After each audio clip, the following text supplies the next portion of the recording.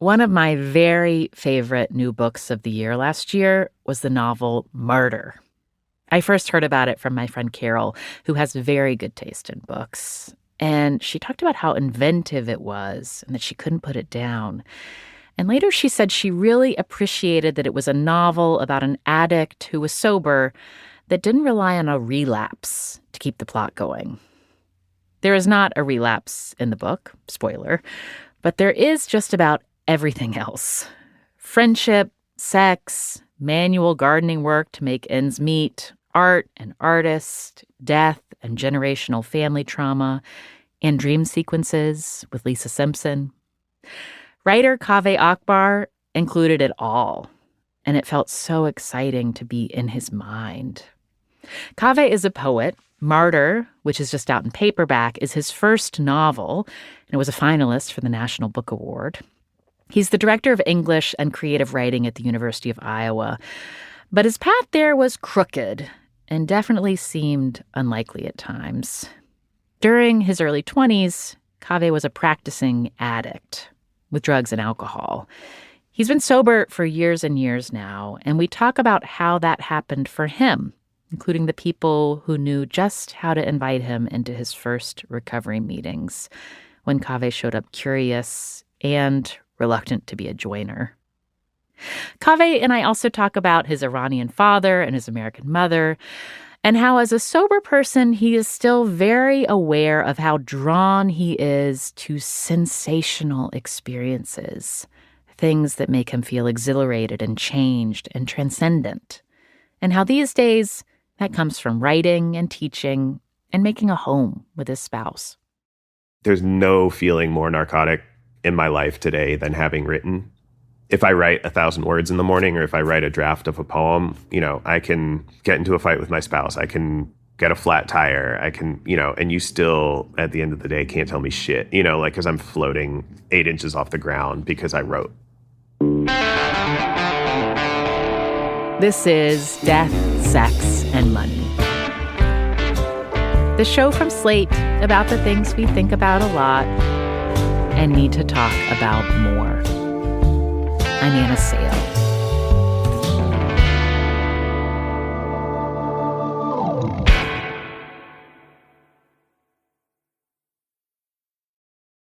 Ryan Reynolds here from Mint Mobile with a message for everyone paying big wireless way too much. Please, for the love of everything good in this world, stop. With Mint, you can get premium wireless for just $15 a month. Of course, if you enjoy overpaying, no judgments, but that's weird. Okay, one judgment. Anyway, give it a try at mintmobile.com/switch.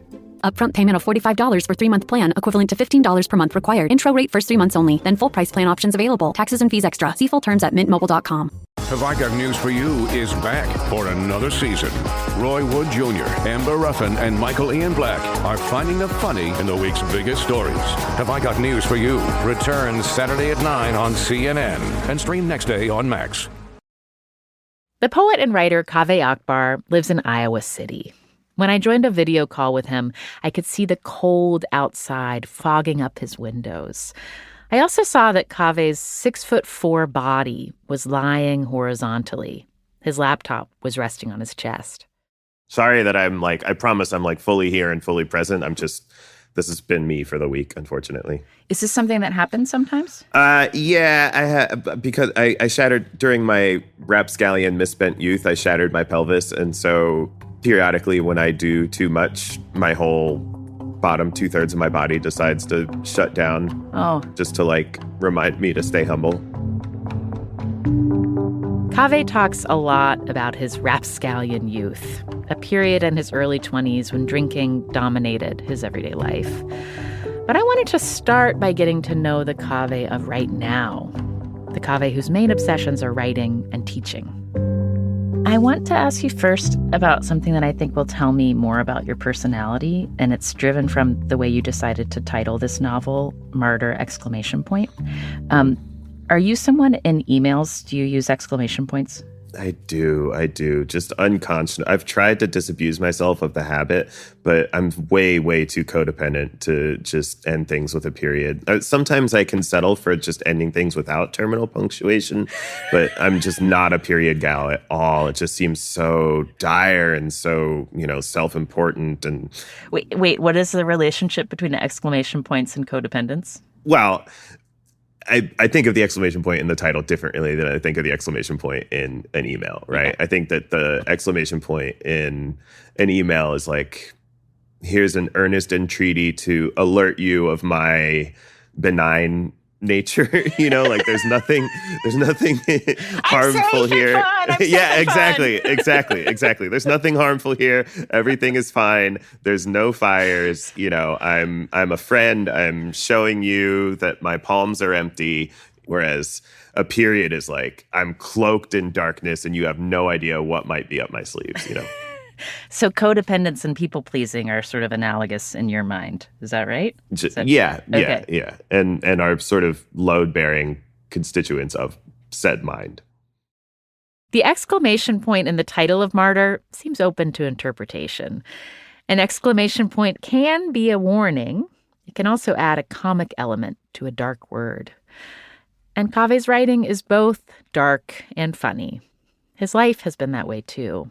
Take, for instance, the way his parents met. His father is Iranian, his mother American. They met in the U.S. My mom was taking a poultry science course as an undergrad. And my dad, who has worked on poultry farms the entire time he's been in America, was in charge of, in this poultry science class, the first day of class, they had live chickens that they had to butcher in order to take certain measurements. And my dad was in charge of the chickens. And so my mom is just a little wisp of a person, just like a stiff breeze could blow her away. And so she was trying to humanely kill her chicken, which is in fact the least humane way to kill a chicken, right? Like to kill a chicken humanely, you do it quickly, right? Not, gently. Tentatively, yeah. Exactly. And so my dad went over to help my mom kill her chicken, and that was their meet cute. That was how they met. Snap. Exactly. Literally, exactly. My mom hates it when I tell this story. I hope she doesn't listen to this, but that's their meet cute. And then they dated for a while in America, and then they went to Canada for a second, had my brother, and then went back to Iran and lived in Iran for a time, had me. And then when I was 2.5, coming on 3, closer to 3, we came to America. Do you have an Iranian passport? No. Iran only acknowledges me as an Iranian citizen. They don't acknowledge my American citizenship. And so if I were to go back there, I wouldn't be allowed to leave until I serve for 2 years in the Iranian army, as is mandatory for all Iranian citizens. So there's that component. And I've translated work from, trans women in Iran. And because of what I've published, that's critical of their regime. I mean, I've published plenty that's critical of plenty of places, but those places obviously include Iran too. So, I never visited Iran in my life. When we came to America, and now, that ship has sort of sailed, right? Uh-huh. I'll never be able to go back to Iran in this lifetime. And yeah, I mean, it's a strangeness because in Iran, the inflation of the Iranian currency is such that to work in America for any amount of time, for any amount of wage, you become very rich in Iran. And the opposite holds true. Like even having a great job in Iran doesn't really translate unless you're like the ultra wealthy, my dad could have had like a comfortable middle class. I mean, he was educated, so he could have had like a comfortable middle class, maybe even upper middle class job in Iran, and instead came to America to work 6 days a week doing manual labor, so that we could have a good life and so that, his son could become an addict who wrote poetry. You know what I mean? Like it's that sort of immigrant guilt is pretty omnipresent. And so as you were growing up and your dad is working on duck farms, when you would visit his workplace, did it feel like you were going to like a poultry meatpacking facility where there's all sorts of people hanging out in the break room with different origin stories? 100%. And I mean, like, when I say that my dad worked on duck farms, people imagine like little ponds and the ducks splashing around and, like basking in the sun. Mm-hmm. And like the duck farms that he worked on were corporate duck farms. They were biosecure. The most inefficient part of the duck is the immune system. It takes a lot of calories to create immunity. And so they breed the immune systems out of the birds. So, a grain of sand getting into the farm can just kill a whole flock, right? Because the whole idea is to get the duck from egg to Cutlet. slaughter. Yeah. Yeah, exactly. From egg to cutlet on as little grain as possible, as quickly as possible. And so it's these standing room only pens of ducks that have no immune system. You have to shower and wear scrubs to go in there. And then he would have to go among them and call the sick ones, because you don't want the sick ones in the gene pool, right? You don't want them, and so I would just watch him kill dozens of ducks manually. And that was the experience of going to the duck farm. It wasn't oh, now we're the ducks are coming up to eat the food from my hand. It was just this factory where grain was turned into protein. That's what the duck farm was. Do you eat poultry? My spouse is vegan. I have a troubled relationship with it. I am ideologically aligned with veganism, and I am functionally vegetarian, except I eat fish on the road, and maybe a couple times a year I'll still eat wings. Because it's hard to listen, wings. No, I know. For real, it really is. It's not I'm not going after duck l'orange or something. Wings are sort of the platonic ideal food. And I eat a ton of cauliflower wings and stuff, but I will on occasion. I don't like admitting this. I feel like I'm confessing something really deep, and it's not that deep, but it's okay if you eat poultry. Do eat the occasional wing. I do eat the occasional wing. It doesn't feel good. I mean, I know it's objectively not a good thing to do. Well, you're a informed consumer as opposed to an ignorant consumer of meat, having seen some of these things close up. Yeah, something like that. You strike me as someone who has enthusiasms. When you appreciate something, you go hard. Mm-hmm. And I wonder, when you think about the things that you discovered were your thing, were words and writing the most sort of magnetic and shiny, or was that one of many things that you were drawn to when you were figuring out what lit your fire as a kid? Mm-hmm. Mm-hmm. So my parents were pretty strict. I mean, I didn't really have friends. I didn't go to birthday parties. I didn't go over to sleepovers or what. That wasn't my experience. My experience was much closer to the sort of stereotypical Middle Eastern STEM kid who was fast tracked to be a doctor. I got good test scores and all this stuff. But all the while I was doing that stuff, I was also just reading voraciously. I loved reading even since I was a little kid. My mom would go to the library and, the recently checked in books, the mm-hmm. shelf of the books that they haven't reshelved yet. She would just check out 10 books off that, and then that's that smart. And then bring those home to me. 100%. And so I would read a Dean Koontz novel and, a biography of George Washington Carver and, a book about river biomes and, just the most lowercase c Catholic curation imaginable, because it was truly just whatever there was. And that was what I did that week. Again, I didn't go over to people's houses. I got a half hour of TV a night that I used on The Simpsons every night. And and so this is what I did, right? If I didn't want to just endlessly reprocess my homework or whatever, this is what I did, was I would read whatever book she brought home, right? And I think that what happens with a lot of people when they are constantly, metabolize, sort of foie gras goosing literature into themselves, right? To continue the poultry theme. Yeah, I know, the waterfowl theme. But when you're metabolizing so much, you start to want to talk back. And I started to want to talk back. And then I had, many writers, I'm sure, to whom you speak, I had a seminal high school English teacher named Mr. Hen, who one day read a poem by Yusuf Komunyakaa in class. And I had never read like contemporary poetry by a living poet. That you'll be shocked to learn that was not what was on the recently turned in shelf.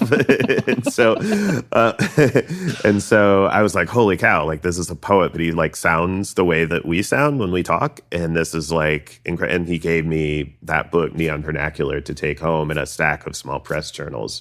And it was just like, that is the bedrock clarity upon which I've built my life, is like that shock of recognition that like, this is what I am. Like, this is, I may have an affinity for math. I may, be interested in these other things, and inevitably those will inform my practice as a writer. But like, this is the thing, like, if this is an option, if you just get to be someone who just makes these shapes out of language all day, like, why would anyone do anything else? I still feel that way. Like, if this is an option, like, I can't believe that anyone chooses to be like a geologist or like a mathematician, you know what I mean? Like, because this is so clearly the greatest thing, and I, obviously, I hope that other people in other fields feel that about their fields, but like, it's just so eclipsingly obvious to me, and it always has been, which again, like, is such a privilege to be able to have that clarity early on. Like, I see my students struggling so often with like, well, I like this, but I like that, and like, which path do I go down, or how do I find a way to live in the world that synthesizes these things? And like, I had this like monolithic clarity.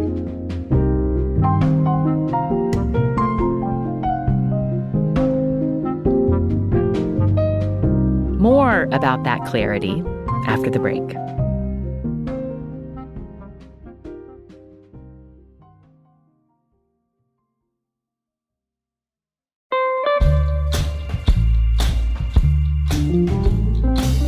On this show, like in my conversation with Kaveh this week, we've talked a lot over the years about the experience of being in active addiction. And on this week's Slate Plus drop, you can hear my conversation with Dr. Nzinga Harrison.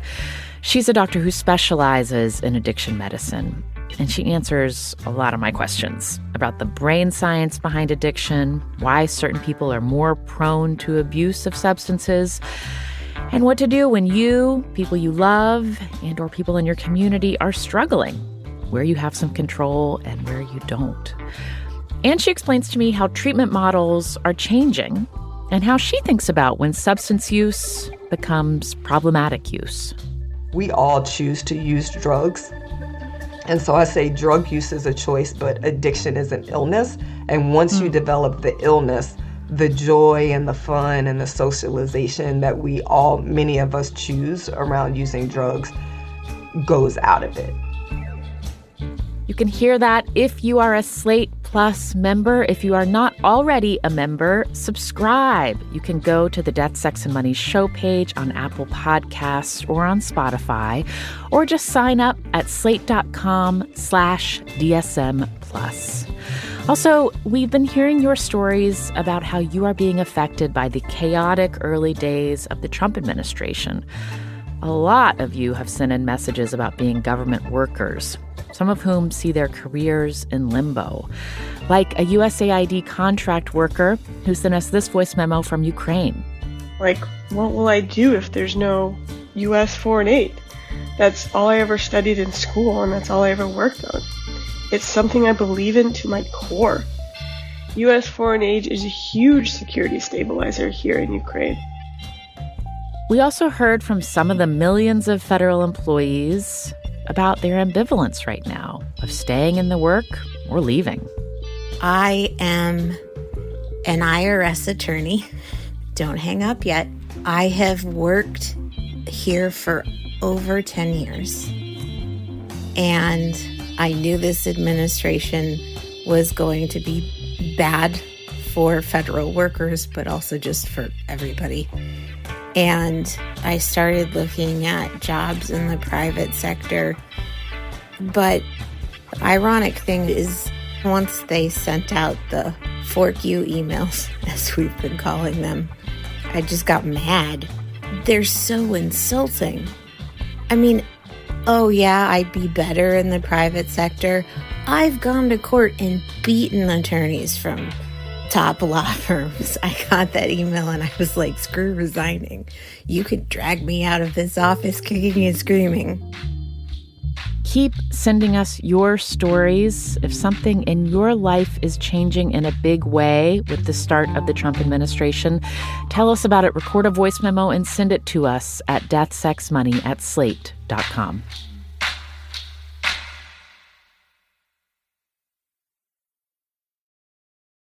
Some people think self-care is indulgent. And you know firsthand that's a myth. You know what else is a myth? That Discover isn't widely accepted. The truth is, Discover is accepted at 99% of places that take credit cards nationwide. You heard that right, 99%. And every time you make a purchase with your card, you automatically earn cash back. What better excuse to take your self-care Sunday out of the house and into the occasional spa visit? It pays to Discover based on the February 2024 Nielsen report. Learn more at discover.com/creditcard. As temperatures get colder this season, maybe you're spending more time at home, and you can brighten up those gray days outside with the warmth of color and prints inside. I am definitely doing some winter nesting, and I'm actually finding comfort in changing my sheets even more frequently than usual. Part of this is because I live in a place where dogs get muddier on walks this time of year, so it feels good to make sure everything is crisp and clean. And also because I have a few different colors of Brooklinen sheets to choose from, so it is fun to change things up. Personally, I really like changing the color, but I stay loyal to texture. Brooklinen's Luxe Sateen, that is my jam. You can refresh your space with layers and textures to elevate the everyday and special moments at home. Brooklinen's customizable bundles make it easy to refresh your bed and bathroom, putting everything you need in one place. Brooklinen sheets are tried and true with more than 200,000 five-star reviews and millions of happy customers. Shop award winners and fan faves in-store or online at brooklinen.com. That's BROOKLINEN.com. Get 15% off your first order today. Maybe you like keeping your money where you can see it. Unfortunately, big wireless carriers like keeping your money too. If you're fed up with crazy high bills, bogus fees, and quote-unquote free perks that cost more in the long run, switch to Mint Mobile. Even Slate's president, Charlie Kammerer, is using Mint Mobile, and he says more people should be trying this out. He found it really easy to switch providers. The SIM card was shipped to his home, and he got to keep his existing phone and didn't even have to change his phone number. Charlie's on the $15 a month deal and is getting unlimited talk and text over their 5G network. It's literally a fraction of what he was paying with someone else. Mint Mobile is here to rescue you. With premium wireless plans starting at $15 a month, all plans come with high-speed data and unlimited talk and text delivered on the nation's largest 5G network. If you like your money, Mint Mobile is for you. Shop plans at mintmobile.com/DSM. That's mintmobile.com/DSM. Upfront payment of $45 for 3-month 5-gigabyte plan required. That's equivalent to $15 per month. New customer offer for first 3 months only, then full price plan options available. Taxes and fees are extra. See Mint Mobile for details. This is Death, Sex, and Money from Slate. I'm Anna Sale. Kaveh Akbar was in 10th grade when his English teacher introduced him to the poem Facing It by Yusuf Komunyakaa. It opened the door to an obsession. Komunyakaa was in Vietnam, and it's about him at the Vietnam War Memorial, and like the reflective quality of the memorial means that he sees his face written over the names of the people with whom he served, right? And it's just a really moving meditation on that. And I mean, like, I'm not a Black man who served in the Vietnam War, right? Like there's obviously like a massive delta between my subjectivity and Komunyaka's, but just the way the poem, I swear to God, I'm still getting, I mean, you can see them. I'm still getting goosebumps talking about it. Like this poem that I've read and taught for decades now. Like the way that poem, it's like life doubling, you know what I mean? Like, it's like, I will always be, yoked to this subjectivity inside this like Iranian American 35-year-old poet addict with a bad back, right? Like I'm always going to be yoked to this subjectivity. But for a second, I got to experience what it was like to be Yusuf Komunyakaa. And I had read, hundreds of novels at this point in my life, but for some reason that the density, the compression of that poetic moment, was what did it for me. This is a kind of a dorky question, but is there a particular line in that poem that hits you? Can I just read the poem? Can I just read the poem? Yeah. Okay, so this is Yusuf Komunyaka's Facing It. My black face fades, hiding inside the black granite. I said I wouldn't, damn it. No tears. I'm stone. I'm flesh. My clouded reflection eyes me like a bird of prey, the profile of night slanted against morning. I turn this way. The stone lets me go. I turn that way. I'm inside the Vietnam Veterans Memorial again, depending on the light to make a difference. I go down the 58,022 names, half expecting to find my own in letters like smoke. I touch the name Andrew Johnson. I see the booby trap's white flash. Names shimmer on a woman's blouse, but when she walks away, the names stay on the wall. Brushstrokes flash, a red bird's wings cutting across my stare. The sky, a plane in the sky. A white vet's image floats closer to me. Then his pale eyes look through mine. I'm a window. He's lost his right arm inside the stone. In the black mirror, a woman's trying to erase names. No, she's brushing a boy's hair.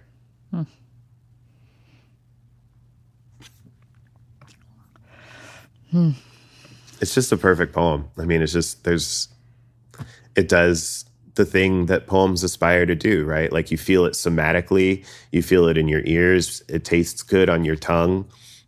I'm like fully present in the singular, unprecedented humanity of a person who is totally unlike me in so many ways across so many different axes. And yet there is like this, I can feel our tendrils touching under the soil.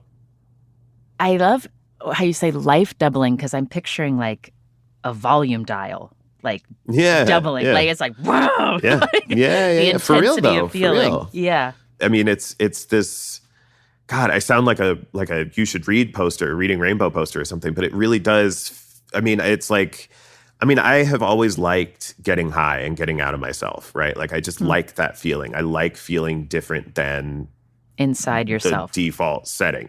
Exactly. I mean, I remember as like a tiny little kid, I would dangle my head off the edge of the couch and then like jump up as quickly as I could to get the rush of blood to my head. And then I would like giggle and do it again. Like I've just always liked getting high. And the experience of reading a poem, like it like talking about Yusuf Komunyakaa right now with you is giving me goosebumps. You know what I mean? Like that's a physiological change in my person that has happened just because of the memory of this set of runes on a page. You know what I'm saying? Like that's fucking insane. Like that's nuts. That's, I've never been the beneficiary of a burning bush or, a angel's clarion trumpet, right? Like this is the magic that I have known, is like this poem that Yusuf Komunyakaa wrote decades ago that I've read for decades, that I've read literally hundreds of times, that I have just hardwired into my firmware, right? I can just recall it talking with my new friend Anna, right? And like it provokes a physiological response in me, right? Like it's my animal lizard brain is reacting to it.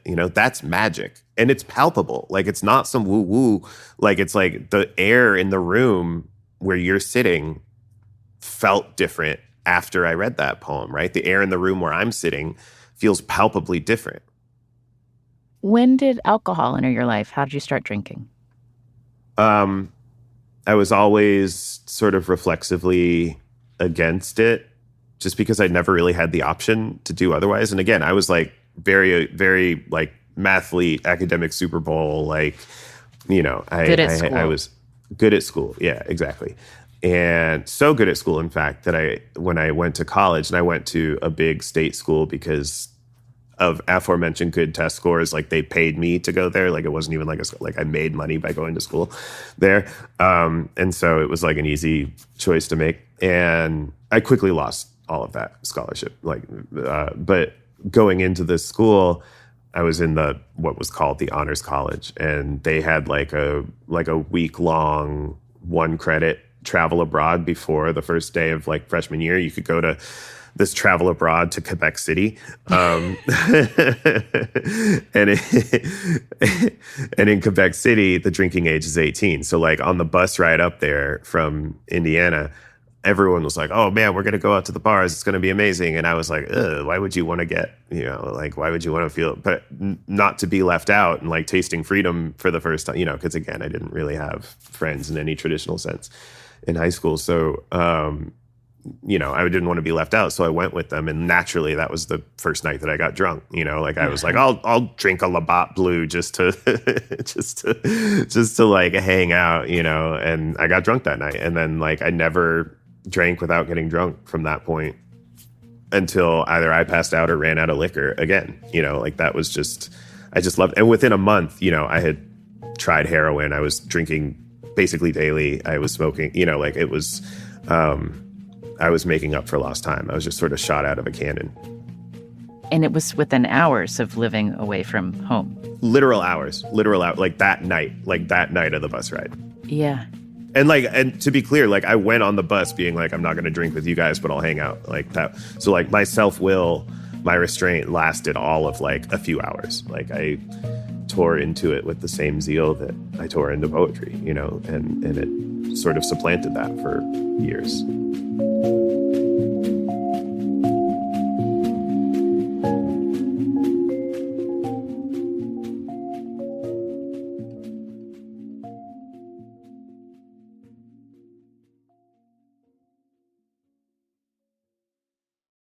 Welcome to the White Lotus in Thailand.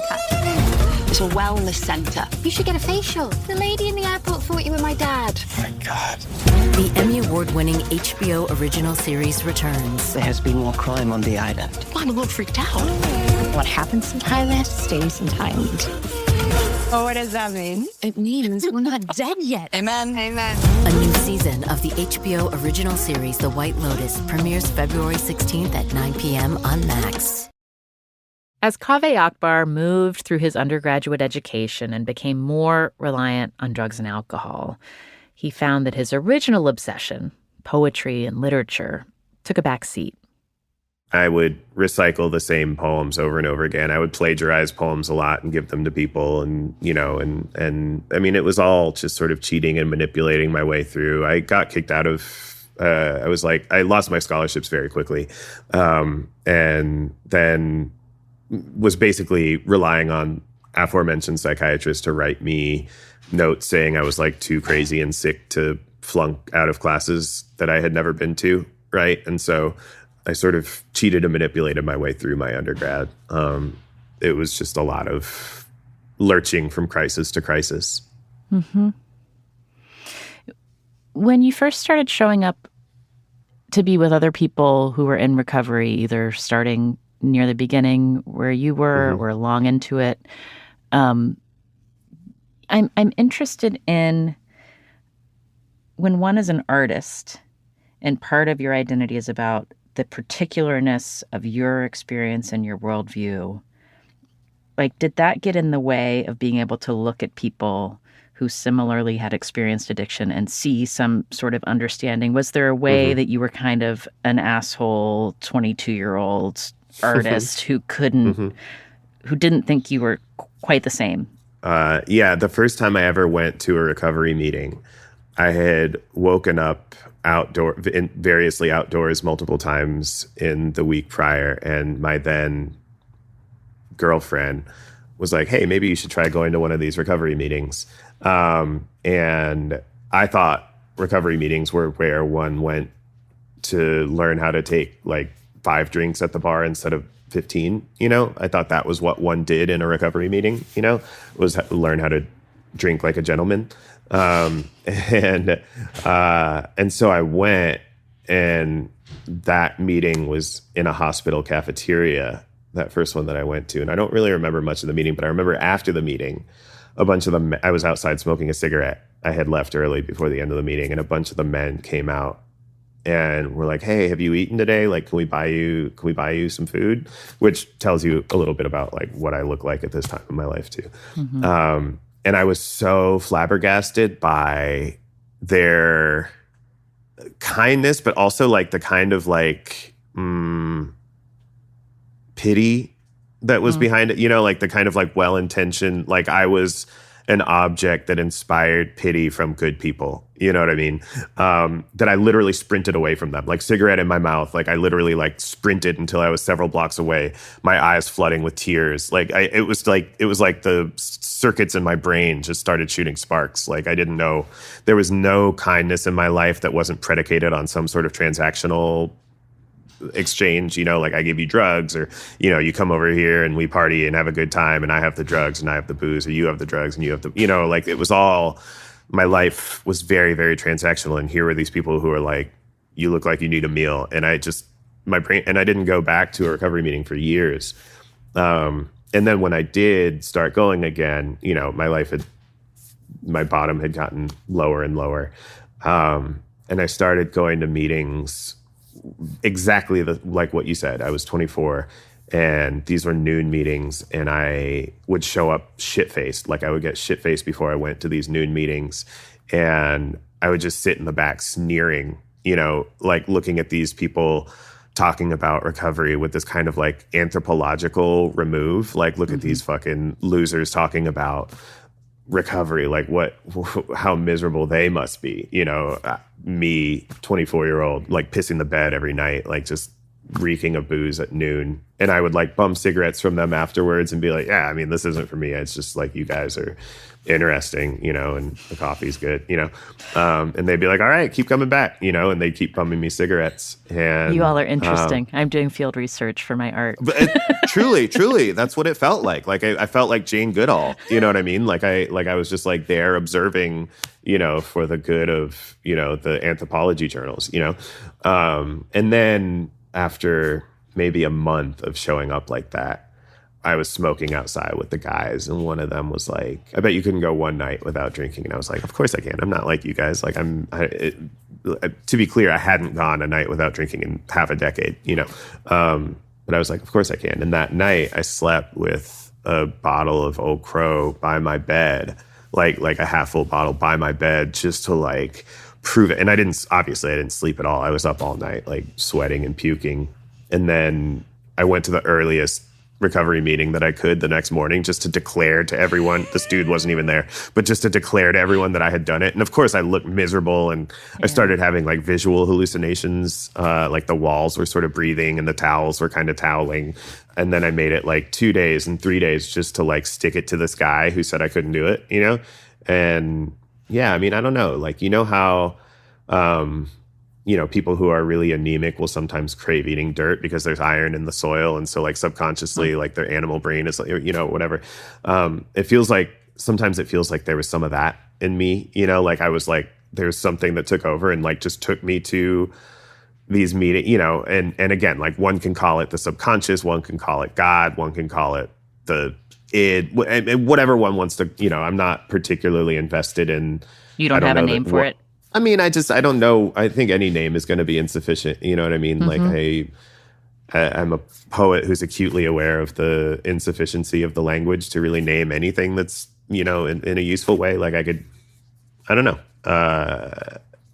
And then this also sorry, I don't mean to just be going on about this, but this also, speaking about that sort of immigrant guilt, but there's also a kind of survivor's guilt knowing that like, I'm here, I'm 11 years sober, and so many people like me who made the exact same decisions that I made, who were no more or less ethically compromised. And I sold drugs to addicts. I drove blackout drunk dozens, if not 3-digit number of times. And I rolled sevens while so many people like me rolled snake eyes. And so the responsibility of being here feels very acute. What do I do now that I'm here and so many like me who were no less ethically, morally, spiritually compromised than I was aren't, what do I make of this sort of borrowed time, right? And you connect that feeling of responsibility and survival's guilt to also what can be common in an immigrant experience of I'm getting this privilege of being here. What do I do with this? That's very much my story, is like I'm here, I'm a professor at the University of Iowa. I mean, I'm not a millionaire, but I make more money than my dad made at the duck farm, and I do way less work, and no one's happier about it than my dad, to be clear, no one's more excited about my having a job that has health insurance than my dad, right? But I make enough to keep my animals and the expensive kibble from the vet, and no one needs to be richer than that.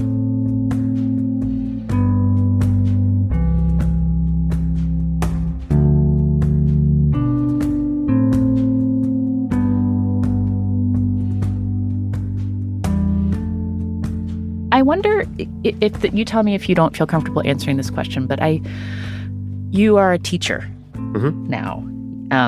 And do you think being in relationship with people in recovery communities and learning how to mentor and be with people and when to push and when to restrain and let them come towards you, has that affected the way that you teach adults? It's inflected the way that I do everything. There's no way to adequately articulate how much of a void there was in my person when I took away drugs and alcohol. Like everything in my life, every thought, every obsession, every behavior was contingent upon like getting fucked up, And so when I took that away, I had to fill myself with something, right? And I filled myself with recovery. I filled myself with poetry. Those were the two places that I was. Those were the only two places that I really went. And I went to the movies constantly with an elder in recovery with whom I spent a lot of time. That's what I did. That's I had to figure out how to fill 18 hours a day before I was allowed to go to sleep. And that's what I did with it. It was like I read, I went to recovery meetings, and I went to the movies. So you fill your life with recovery and poetry, and you continue to be someone who is motivated by what creates peak moving experiences for you. And so I wonder for you, like as somebody who's making art and as somebody who has to produce art in order to move forward in making art, like if there was an edge to things you were passionate about, if they felt dangerous in any way, this is a question about are you suspicious of the things that you get obsessed with as an addict? Yeah, I mean, of course. I wrote an essay for GQ about basketball cards. I read have you seen it? Yeah. Yeah. So I mean, over quarantine, I got really addicted to buying basketball cards. It's truly the stupidest fucking addiction. Like a sex addiction would have been cooler. You know what I mean? There's no it's more dumber charming thing than a sex addiction, though. Maybe, I don't know. It's just it's the most unliterary addiction. There's nothing to be said That's about true. it other than it's utterly dumb. I mean, it truly is a thing where there's not a high you can name that I haven't made myself sick off of. And so I think at some point one just recognizes what is constitutional. I have never at any point in my life been someone who liked a thing moderately. Every time I look at my spouse, I'm like a tail wagging puppy that they walked in there. I get excited when I get texts from them, even if it's just hey, take the, pick up milk on the way home. You know what I mean? I get excited when I see their name on, you know what I mean? There's nothing, my dog is I'll start weeping if I start talking to you about my dog. I can't, I don't have, I don't know, whatever wiring is in there, I'm sure if you dissect my brain or give my brain an MRI, you'll see that there's a big, moderation region that is just underdeveloped or something, but I just don't have that. Right. And that applies to drugs. It also applies to how much I love teaching. I love writing. I love reading. They say the key to happiness in capitalism is figuring out what you love to do and then figuring out how to get paid to do it, and that's a hustle that we've, sort of lucked into, and my therapist would like me to say that I've spent a lot of time working to try to get myself into it too. I haven't lucked entirely into it. And so, yeah, I don't know. I'm trying to, use what time I have to be of humble, joyful service to the things that I love best.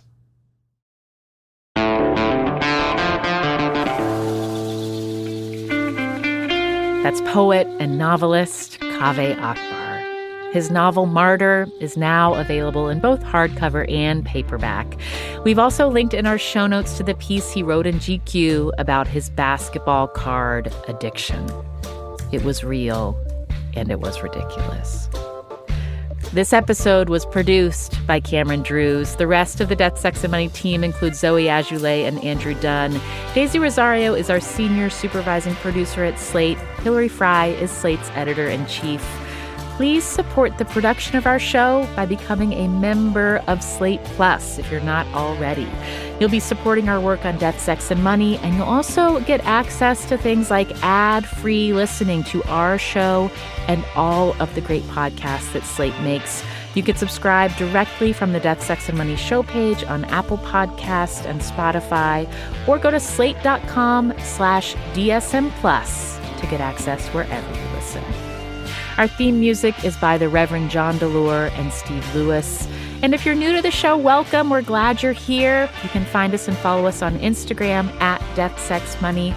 And subscribe to my weekly newsletter. You can find it at annasale.substack.com. You can also reach us anytime with voice memos, pep talks, questions, critiques at our email address, deathsexmoney@slate.com. We love hearing from you. Kaveh is married to the poet Paige Lewis, and at first I assumed they met at a poetry conference or something. Not so. Kaveh saw some art online that Paige had made, and he reached out cold. So they had this side hustle in grad school where they painted photorealistic stills of Simpsons episodes, just like a still from a Simpsons episode, and sold them on Etsy. Yeah. And I'm a huge Simpsons person, a huge Simpsons nerd. So that's how you fell in love. It literally is. And so I saw a painting before I had ever seen them, and it was a painting of Lisa Simpson holding a copy of The Bell Jar. Oh my God. Oh. And I was like, holy cow. And I didn't know if it was like a 50-year-old man in Dubuque or, I just saw the painting. So I did a little clicking around and sent them a message that was like, oh my God, I love The Simpsons and poetry too. Wow. I mean, comparing the bookends of your parents meet cute, the chickens. With and the chickens, yeah. Yeah. It's pretty amazing. Yeah. We're very lucky. I'm Anna Sale, and this is Death, Sex, and Money from Slate.